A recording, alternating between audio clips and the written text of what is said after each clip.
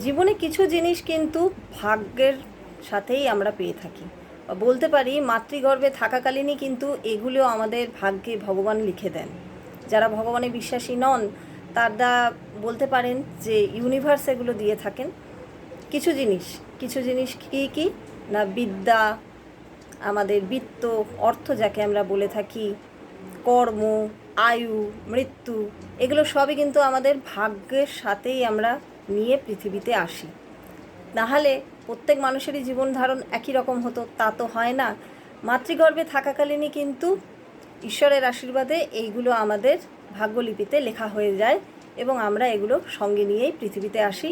সেই অনুযায়ী আমাদের কর্ম আমরা ঠিক করে থাকি এবং আমরা কর্মের পথে এগিয়ে থাকি।